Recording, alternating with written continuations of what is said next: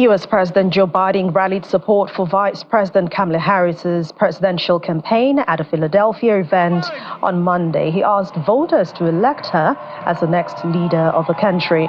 During his speech, Mr. Biden took direct aim at former President Donald Trump, calling him a loser. The president also criticized Mr. Trump's rhetoric on migration, accusing him of stoking racism and invoking ideas from the past century.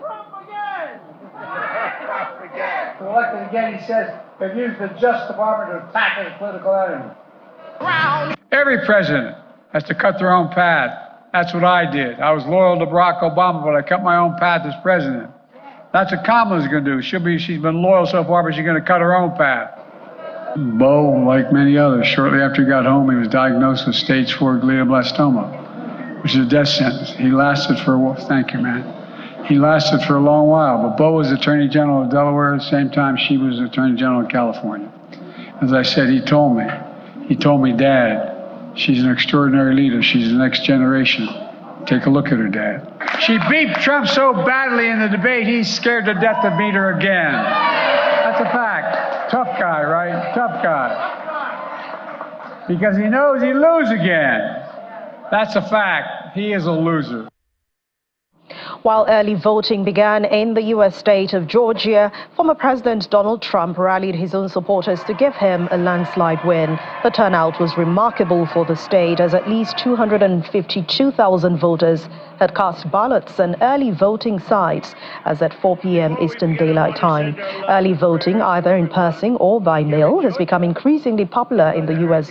Well, nearly 1 in 7 voters cast their ballots ahead of Election Day in 2020, according to the University of Florida's election lab. However, many Republicans opposed the dramatic expansion of mail voting that year, saying that it was less secure than in-person voting. And Mr. Trump cited false claims of mail ballot fraud as he sought unsuccessfully to overturn his defeat by Democrats, Mr. Joe Biden.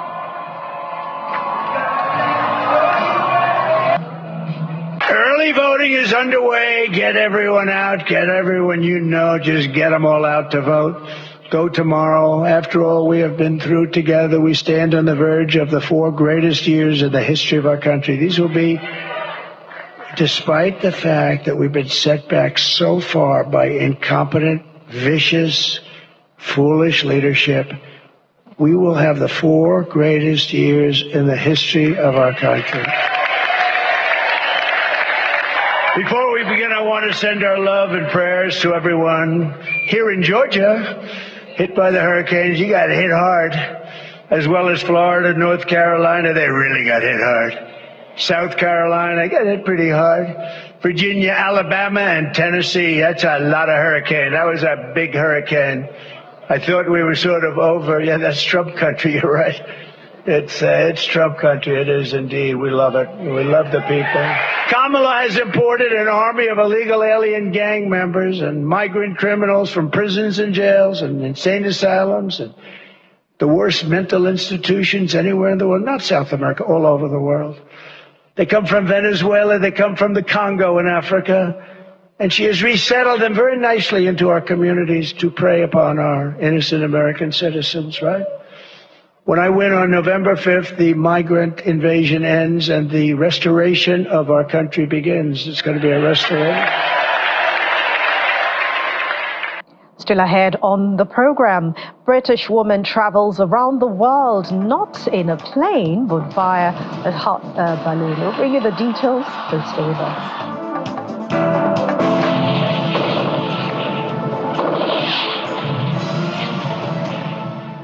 Today is World Food Day, a day commemorating the founding of the United Nations Food and Agriculture Organization in 1945.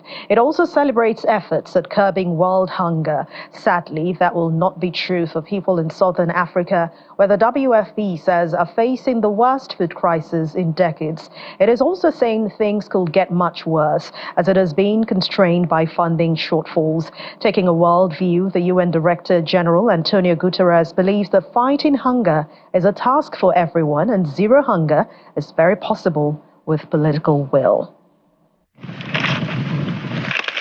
In the midst of historic drought conditions, a record 5 countries, Lesotho, Malawi, Namibia, Zambia, and Zimbabwe have declared a state of disaster and are calling for international humanitarian support. According to WFP spokesperson Thomson Phiri, about 21 million children are already malnourished. The agency is planning to bring food distributions and in some cases cash assistance to more than 6.5 million people in the 7 hardest hit countries to cover the lean season until the next harvest in March 2025. But WFP says it has only received about a fifth of the $369 million it has sought. Crops have failed, livestock has perished, and children are lucky to receive 1 meal per day. The situation is dire, and the need for action has never been clearer. In his address on the World Food Day, the UN Secretary General Antonio Guterres is calling for a massive shift in orientation to address world food systems. The good news is that a zero hunger world is possible. The 2021 Food Systems Summit set us on a course to tackle the inefficiencies and inequities built into our food systems. Food systems need a massive transformation with the contributions of businesses, academics, research institutions, and civil society to become more efficient, inclusive, resilient, and sustainable. Governments must work with all partners to incentivize the production and sale of healthy, nutritious foods at affordable prices. The UN chief and humanitarian food distribution gurus admit that other problems such as conflict and climate change must also be addressed to achieve zero world hunger. And we're back here in Nigeria, where the Lagos state government is now calling on parents and guardians to seize the opportunity to immunize their children during the non-polio supplemental immunization activities, which is kicking off on Saturday, October the 19th. The supervising permanent secretary of the Lagos State Primary Healthcare Board, Dr. Abimbola Bolawale, who was speaking during the engagement with the media to promote the immunization exercise, says that routine immunization is highly important to reduce the death from preventable diseases. It's a crucial media orientation dialogue on non-polio supplemental immunization activities and yellow fever campaign organized by the Lagos State Ministry of Information and Strategy in collaboration with the State Ministry of Health, Lagos State Primary Healthcare Board, and other stakeholders in the health sector to ensure acceptance of the vaccine. The role of media professionals in disseminating accurate and impactful information is highly needed at this time to safeguard every child during the immunization exercise. The role you play in disseminating accurate and impactful information is pivotal in our collective effort to ensure that every child receives life-saving immunizations with no one left behind. Community engagement is very important in achieving success for the NPSIA Yellow Fever campaign. Partnering with schools and religious institutions for information dissemination, incorporating message into sermons and schools assembly activities. Measles, yellow fever, human papilloma virus vaccine will all be available for children under a certain age range from October 19th. We have a number of vaccines that we want to give to our children, and this includes one, yellow fever from 9 months to 44 years. So adults are also eligible for yellow fever vaccine. We also have measles from 9 months to 18 months, and so that is basically for our children. And then, of course, we have HPV vaccine that covers from 9 years to 14 years. So for the other routine immunization, they also continue to go on, like oral polio and the rest. Hesitancy around vaccination is a growing challenge, one that worries the government. In reducing the outbreaks of diseases affecting children, the state government is encouraging parents to take advantage of the statewide immunization exercise. Over the past 2 to 3 years, we've been having several outbreaks of vaccine-preventable diseases, measles, yellow fever, diphtheria, even of recent cholera, and that tells us that we are having immunity gaps in the community. And the easiest way to close that gap is to have a statewide immunization activity. We see a decline in vaccine trust acceptance owing to a lot of rumors being populated. And so we need a channel where people, as much as they hear the rumors, they also come back to those rumors through trusted platforms. And that is why this meeting has been called, because we realize that the media is a voice that reaches the voiceless and a platform to reach many. The Lagos State government says health workers will be carrying out the non-polio supplemental immunization activities across all local government areas, health facilities, religious centers, and marketplaces to ensure all age group is vaccinated in the next 2 weeks and beyond. Finally on the program, British hot air balloon pilot Ali Dunning has visited her 118th country in a hot air balloon, a world record among women, when she flew over Uzbekistan's Khiva on Monday, chasing her late husband's record of 127 countries.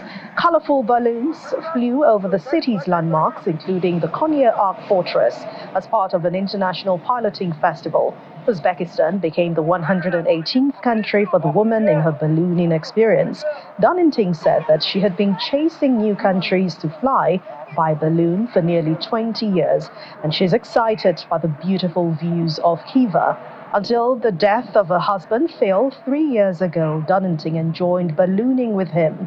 Phil flew in 127 countries and set the world record. Ali hopes to one day surpass this achievement. And then we fly low into the countryside and we see the animals. And then finally we land near a little village. And after the landing, it was so nice. So the children came all and we invite them to go into the balloon in the basket. And then one lady came and she brought me flowers. She brought me a whole big bunch of roses. In my 20 years flying, I never had this experience that I was given flowers after the landing, and they brought us water. So the people here, especially around Shahrizaps, are very, very hospitable, really lovely people. It was an amazing experience, and I hope to be back, and we hope to bring more hot air ballooning to this beautiful city and make it into an even bigger tourism center in Uzbekistan. Well, what do they say? If you can think it, then you can achieve it. And we wish you all the best. That's where we draw the curtains on today's edition of The World Today. Thank you so much for watching. I'm Anne Nwawadu.